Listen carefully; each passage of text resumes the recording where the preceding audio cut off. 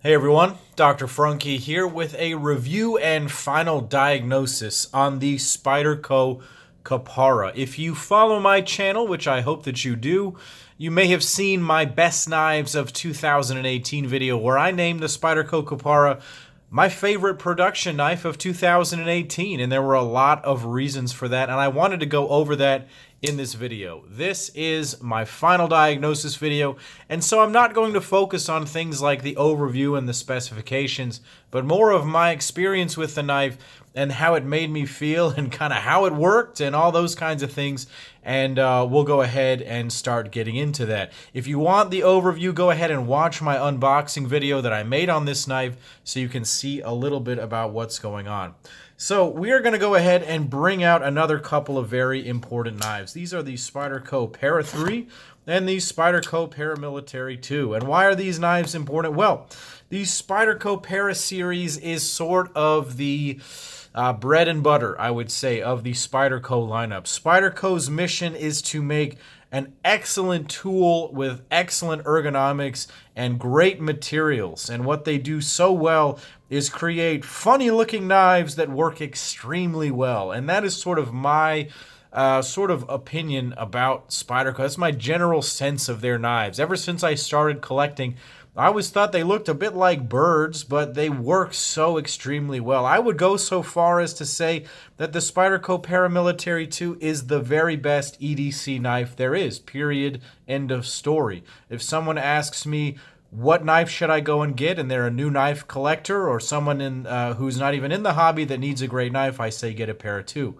because it's just that good. Now, one of the things that Spyderco also does is that it has a lineup of what seems to be extremely repetitive knives. There are a lot of knives, just like these three, that look a whole lot of alike and may even function very similarly. So it's important for these knives in this very large lineup to really differentiate themselves, and I think that the Kapara does.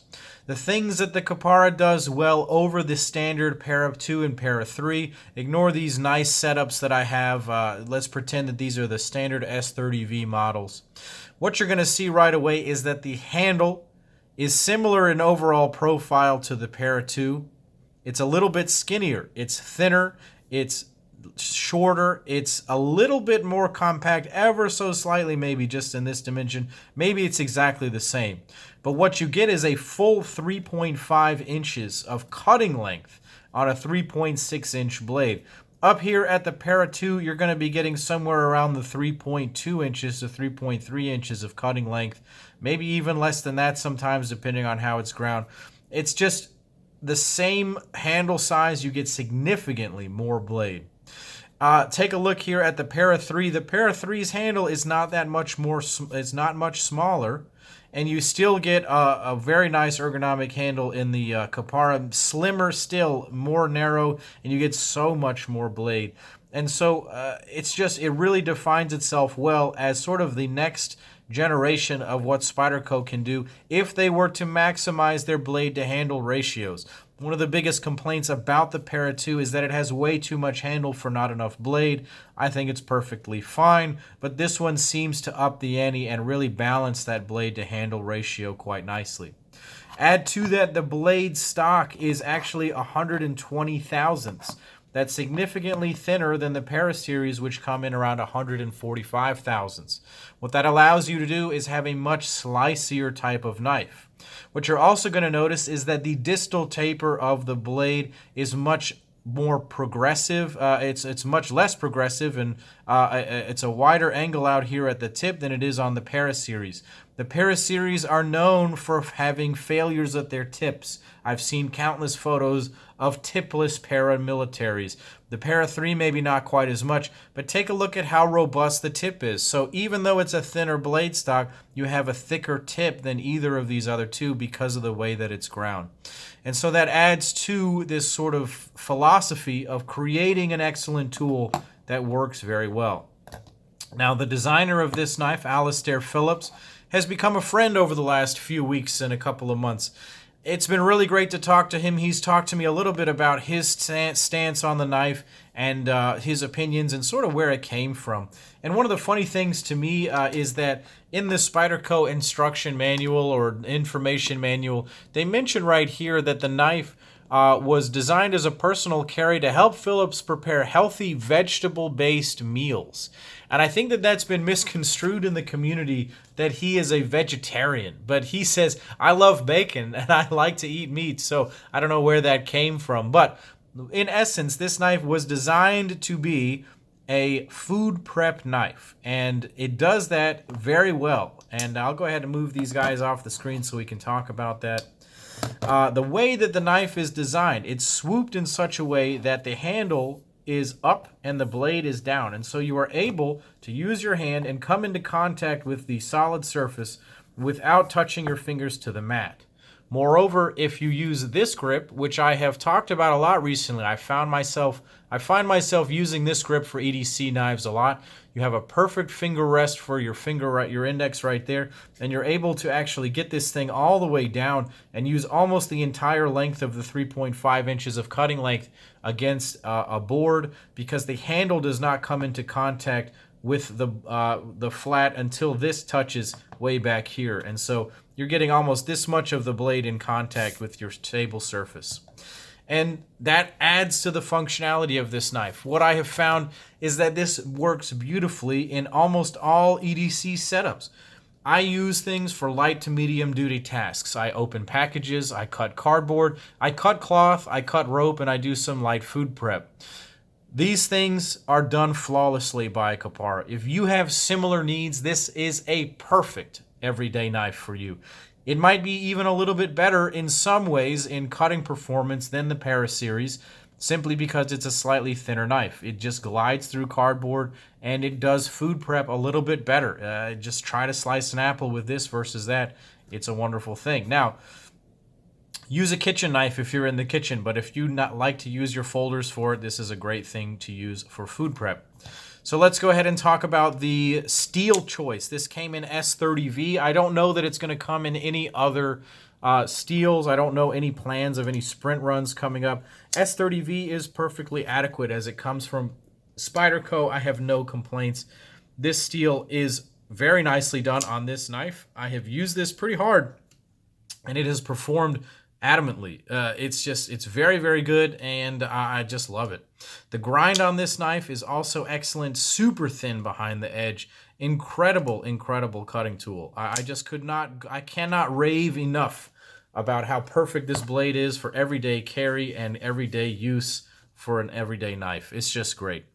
You saw me spider flick the knife open. I'll go ahead and talk about the pivot and the opening and everything. It runs on phosphor bronze washers. Some people were a bit disappointed to hear that, but in true Spyderco fashion, this thing has broken in so sweetly. And it just opens and closes. I can use the compression lock to open and close the knife. What I will say is that the the closure detent is a little bit muddy. So it does not really snap down and stay in place perfectly every time. Sometimes it bounces out. But if you learn sort of the way to drop the knife shut, you can get it to smoothly close down. This is something that people have talked about, and this is a small thing. We in 2019 are very spoiled with the action of ball bearing knives, very crispy detents, and so it's easy to judge a knife negatively if it doesn't have an absolutely perfect, super smooth action. This one has a very smooth, very progressive, very predictable amount of friction in the pivot. As you can see, I can drop it right closed into its locked position. The thing that they have done is perhaps made a little bit too much tension on the compression lock arm. So if you're not really aggressive, as you can see, the knife can fail to open. And then if you're not really aggressive enough holding the compression lock, it can fail to close. But this is easy to overcome once you get used to the knife. It takes just a few minutes of your time to get used to the way that this knife feels. As you can see, it's easy to spider flick, which is something that's super important to me. If a Spyderco knife has a hole like this and is unable to be flicked, it's a huge problem. It's one of the reasons I never fell in love with the Sleesh Bowie or the Spidey Chef. Both of those knives are excellent, but I couldn't spider flick them easily, and so I didn't love them. This one I can, and I absolutely love that way to open it. The compression lock itself is out of the way. This does not suffer from some of the issues that some of the latest compression locks have had, including having your finger get stuck in this area right here. Luckily, they did not make this a flipper, and it works beautifully as it is right now. I think that they did not need to round this anymore. This is not sharp in any way, and it's quite comfortable to actuate all day. Let's go ahead and move back to the handles. Take a look at this beautiful hardware. I really like that they put a custom piece of hardware on there. It's a T10 Torx, and that's super nice. It's robust hardware. And then this is all T8. I really like that they did that. I know that I can take this knife apart and put it back together over and over and reliably. And it's very easy to do that. It's a nice construction, very easy to put back together. I will mention that there are two internal stop pins, one for the open and one for the closed position. And that just shows you there's a lot of engineering going on in this small space right here. What I will say about the handles themselves is that this has some of the best carbon fiber I've ever seen on any production knife. ZT, Benchmade, Riot, anything, anywhere. This is beautiful carbon fiber, very low void, nicely polished, very chatoyant. The dark red G10 backspacer is very classy. Honestly, this is a knife that, even though I love to modify my knives, I never felt the need to modify. It has a very tastefully done set of carbon fiber scales and a very special backspacer, and so it has enough visual flair that I felt that from the factory, this was beautiful enough. And one of my favorite things, my absolute favorite things about this knife is the wire clip. I have not owned a lot of Spydercos with this clip, and I've wanted to, and it's executed perfectly on this knife. The deep carry allows it to ride so low, and then the way that it sits on these smooth carbon fiber handle scales, it's so smooth to go in and out of the pocket. It's like a dream. So what do I think about this knife? What is my final diagnosis on this knife? The Spyderco Kapara is the true essence of Spyderco. This knife follows their DNA perfectly. It is an excellent tool made with excellent materials, with excellent ergonomics and excellent fit and finish. And it has a relatively low price. In 2019, you're going to be spending somewhere around $200 to pick this guy up. It was $190 in 2018. I think that it's worth it. You can see where that money is going. There is a perfect satin finish on the blade. There is perfect contouring and finishing in the carbon fiber. Look at how it dips down in the compression lock area. It has every component of a perfect Spyderco knife. Spidey hole opening, excellent steel, phosphor bronze washers, compression lock. It has the deep carry wire clip and carbon fiber scales. What more could you ask for in a Spyderco knife? Nothing. And it's perfectly executed. This is my favorite production knife of 2018. Sorry. My favorite knife of 2018, and I cannot recommend this knife more strongly. It is basically a perfect tool. It is basically a perfect EDC knife. I'm not going to say it's better than the Paramilitary 2. That's a great knife too, but definitely check it out. Let me know what you guys think of the Kapara down below.